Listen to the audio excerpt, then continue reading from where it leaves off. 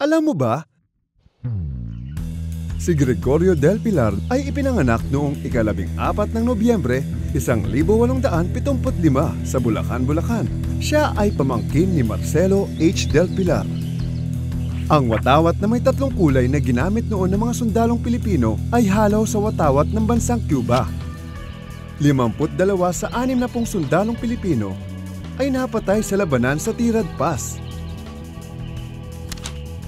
Si Juanario Galut, isang igorot ang nagturo sa mga sundalong Amerikano ng kubling daan papuntang Tirad Pass.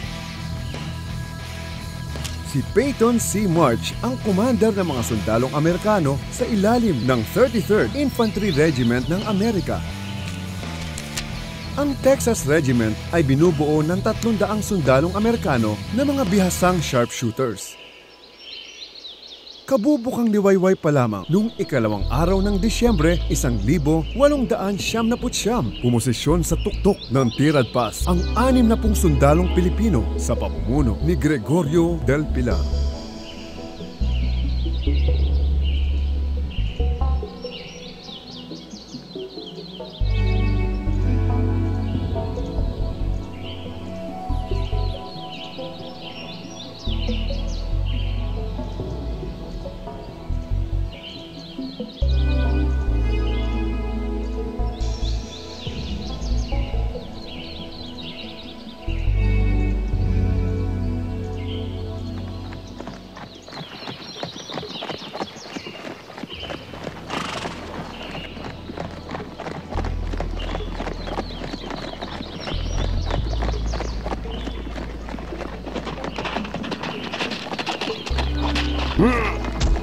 Ang mga sundalong Amerikano sa pamumuno ni Peyton C. March ay naghahanap na rin ng magandang posisyon para sa labanan.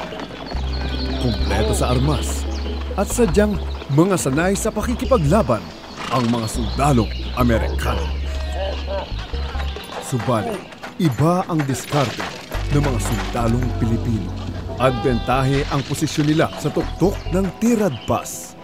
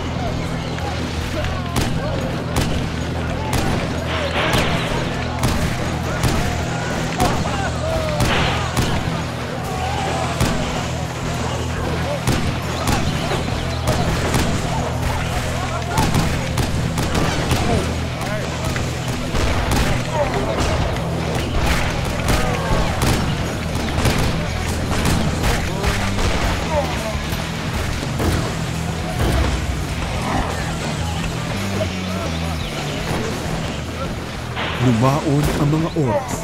Ang init ng araw ay tumindi na. Hindi na ito kinaya ng mga sundalong Amerikano. Kaya nagdesisyon na silang magpahinga na muna. Hindi sanay sa klima ng isang tropikal na bansang tulad ng Pilipinas ang mga sundalong Amerikano.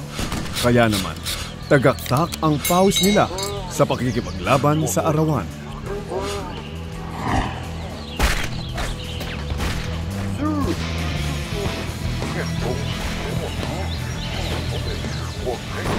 At dahil hindi nakakayanin ang direktang pakikipaglaban sa mga sundalong Pilipino, binayaran ng mga sundalong Amerikano si Juanario Galut para ituro ang pinagkukublihan na mga kalaban nila.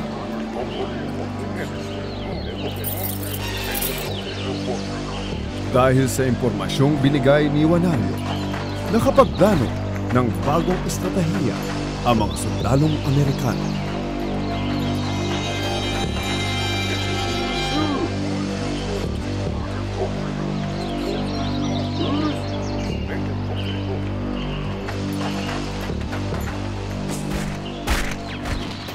Tagumpay nilang nahanap ang Tirad Pass kung saan nakaposisyon ang mga sundalong Pilipino.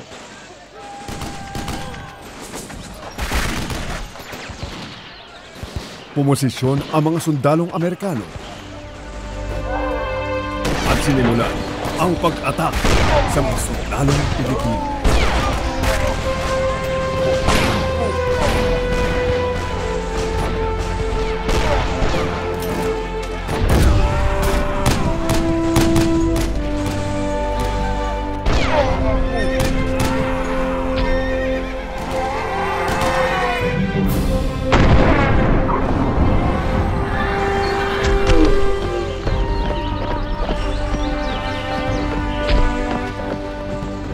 Kasama ng mga sundalong Pilipino, lumaban si Gregorio del Pilar hanggang sa huli. Ngunit hindi sila pinalad. Siniyasat ng mga sundalong Amerikano si Gregorio del Pilar. Hinubad ang kanyang uniforme kasama ang kanyang mga military decorations at mga personal na gamit.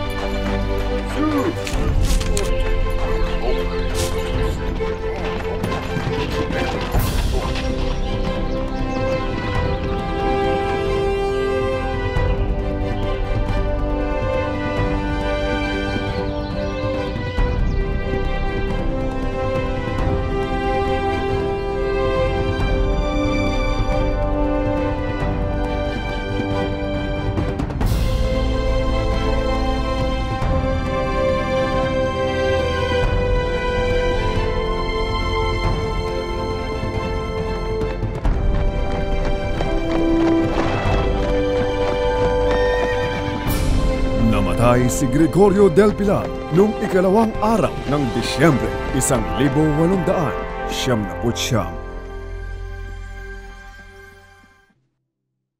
Natalo man sa pakikipaglaban ang mga sundalong Pilipino, tagumpay naman itong nabantayan mula sa mga sundalong Amerikano ang grupo ni General Aguinaldo.